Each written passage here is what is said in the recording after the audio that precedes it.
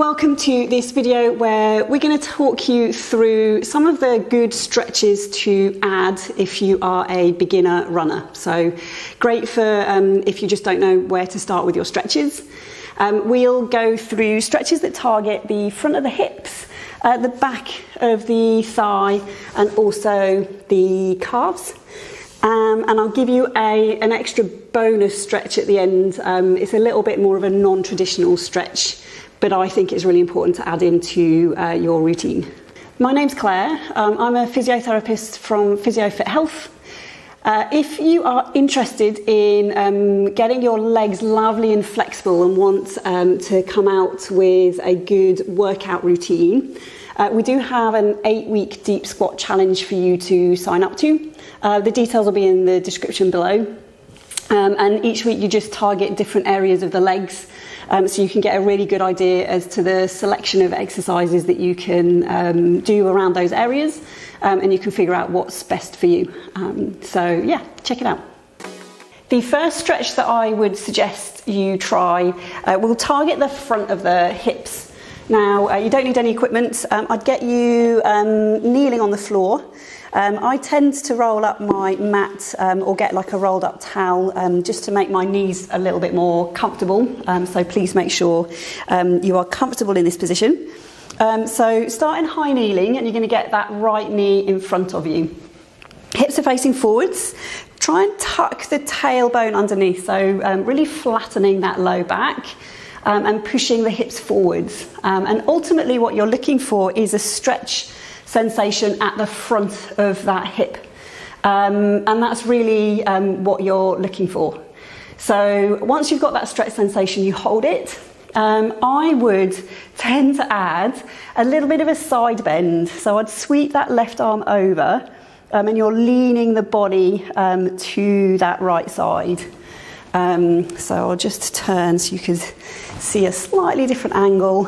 So you're leaning away from the hip that you are stretching, and it just adds a little bit of a stretch down the side of the body and into the front of the hip.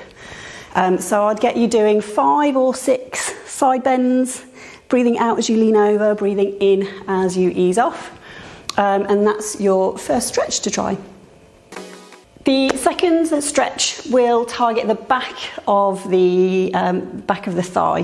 So from that high kneeling position that you were in for that first stretch, you're going to get that right foot in front of you. So nice and straight, a straight knee.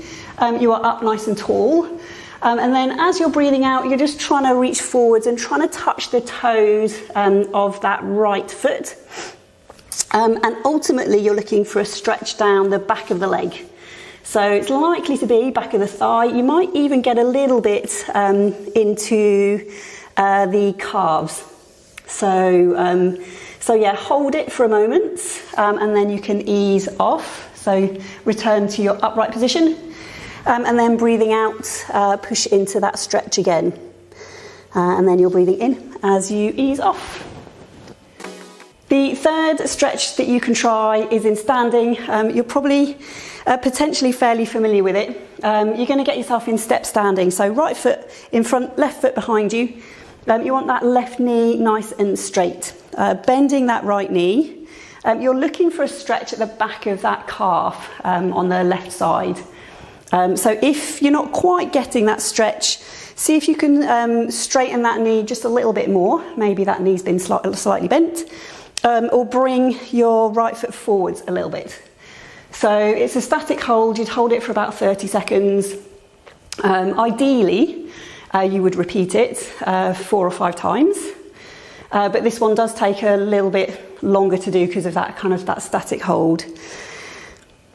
Now, the important thing to remember with calves is you also need to be stretching with that knee bent. So you're going to bend that left knee. You might need to slide your right foot closer toward you. Keep that left foot on the floor, and this is likely to get you a bit more of a stretch a little bit further down the calf. And again, you're going to hold it for 20 to 30 seconds and repeating 4 or 5 times. So yeah, that's your calf stretches. As a bonus stretch that I would suggest for you to try is one that will target the hips and it gets the hips rotating, but it's a little bit more of a non-traditional stretch, so you may not be so familiar with it. So I'd get you sitting down with your hands behind you and your knees slightly bent. With your left foot, you're going to take that left foot out to the side, place it down. And then your left knee is going to come over, across over to the right, so as if you're trying to cross the midline of the body. I'm coming onto the inside of my foot, and I'm trying to keep my hips down on the floor. Potentially, if your hips are tight, you're going to get that knee further down to the floor, and you're going to find that your hips start to lift up a little bit. So you're stopping just before these hips and pelvis lift up and away from the floor. So I'll just show you slightly different angles. So foot's out to the side, and then the knee comes down. Now, a couple of things with this one. You just need to make sure the knee feels nice and comfortable. You don't want it to feel like it's been put on any strain. If it does feel a little bit uncomfortable, you can actually just shift the foot position around a little bit. You can bring it closer, you can put the foot further away.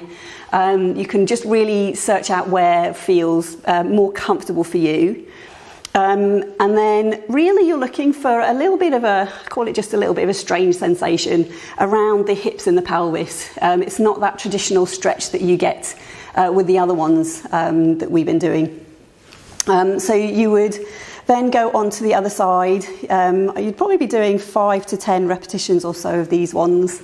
But it's a good idea just to get used to doing these hip rotations, as I tend to find a lot of hips get quite stiff, and that can actually cause a few problems, particularly when you're starting out running. When you start something, that's when you're more likely to see some of those aches, pains and niggles. So yeah, it's just trying to stop those. So those are your stretches that I would suggest if you're a beginner runner. Try them out, see what you think. If you would like to learn a little bit more stretches and exercises for running, then sign up to our Pilates membership. The details are in the description below. Within the membership, we do run a runners and walkers specific class. So we do a lot of standing exercises. We do a lot of these stretches that I've gone through, and it's specific to the low back and the legs, and specific, to those of you that want to be doing a little bit of running. So check it out. It's really straightforward. Let me know if you have any questions. See you soon.